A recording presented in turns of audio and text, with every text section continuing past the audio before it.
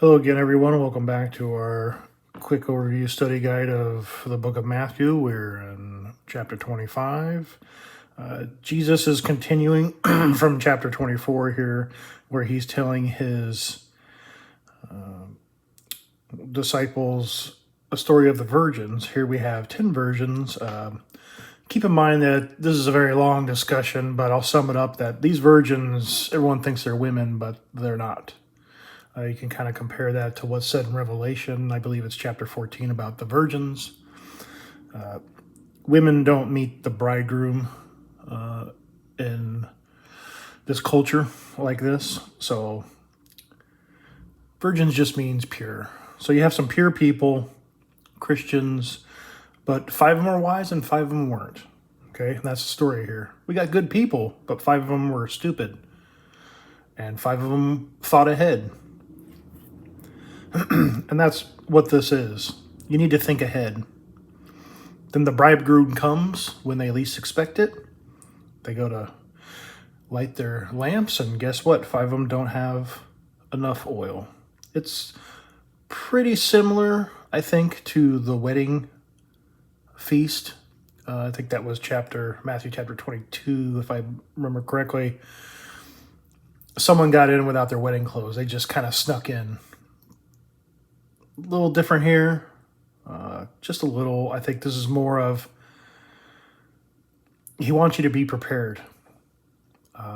If the Roman army comes and you're not ready for it and you're not prepared, guess what? You're going to get left behind, because after a certain time, the Roman army encompassed the city. You couldn't get out, and the people that tried to get out, they chopped their heads off, and that's recorded in history. So here, you really got to be ready. And he really takes it home with this, truly I say to you, I do not know you.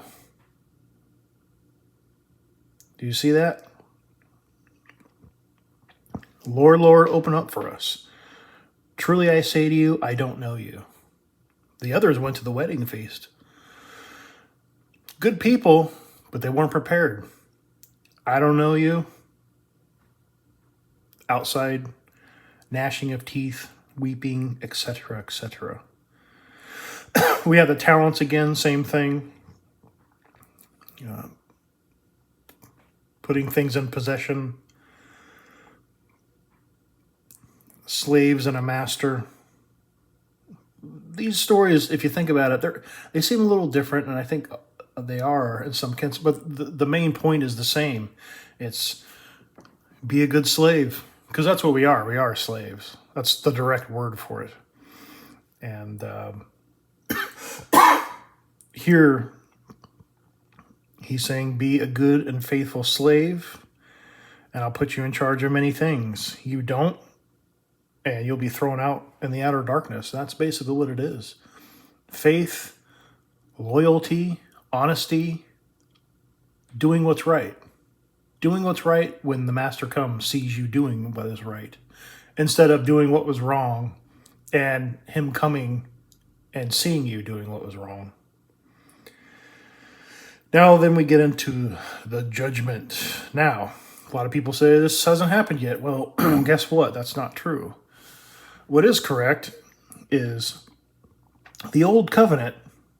We'll go back to 24. They ask, the temple's coming down. When that's going to happen? When is it going to happen? And when is the end of the age?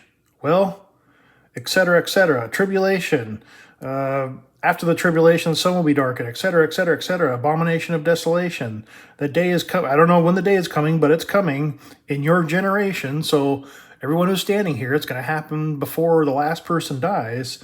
And then when the last person dies, it has to happen. Or guess what? God and Jesus don't know what they're talking about. It's not put on hold. Nothing's been put on hold. If it was, it'd be more than blatantly obvious somewhere. It would have been said. It's not just some little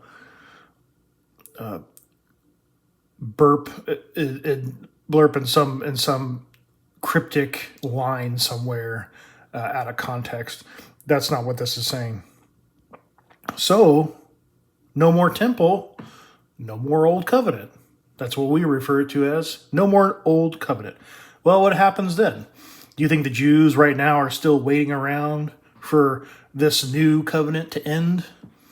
There is no end to the new covenant. So they'd be waiting forever. We already know, and we'll see here a little later, I think it's in chapter 26 or 27, where dead people are coming out of the graves and showing themselves in the city after Christ's resurrection. Okay? So it's happening. This is happening right now. This judgment has to happen. It has to happen at the end of the covenant, because the good are going to get their reward and the bad they're going to get their reward. They're not going to be waiting for our covenant to end. They're not going to be waiting for anything. They did what God said or they didn't do what God said. And what's going to happen here is they're going to be divided up. One to the left and one to the right. The goats to the left and the sheep to the right. I believe it's what it says. And that is the judgment. Now, if we go to the end of Revelation chapter 20, you can line this up. Because at the end of Revelation chapter 20, it talks about the judgment. It talks about the lake of fire. So you can line these two up with the book of Revelation, the sequence of it. And what happens right after that in Revelation? The new heavens and new earth. Heaven and earth will pass away, but my words will not pass away. Jesus said it was going to happen, and it did. There's no world destruction. There's no fire. There's no nothing. In Revelation 20, the heaven and earth just flees away because there's no place for it anymore. It sees God's face and it flees. And then a new one takes its place. You understand? Here, this judgment, this is old covenant's people. And everyone else too. Don't get me wrong. The sea gave up their dead, etc., etc. But what's happening here is they are getting their reward or their punishment. Okay? This is what opens up the gate to heaven for us. If this didn't happen, how do you go to heaven when you die? How does grandma and grandpa go to heaven when they die? Are they still sitting somewhere in their graves sleeping? Not according to this. According to this, either they got their reward after they died, or they got their punishment. The Jews got it all at once at this event right here, the judgment. Oops, there it is. Verse 31, that's where it starts. This happened 2,000 years ago at the destruction of the temple, sometime around then. Because it doesn't say exactly when it happened, but in sequence, it came after the destruction. It came after the wedding feast. It even talks about the wedding feast in Revelation. I think that's in 19, if I'm not mistaken. I think it is 19. They talk about the wedding feast. Okay, so they got the wedding feast, they got the judgment. Boom, done deal.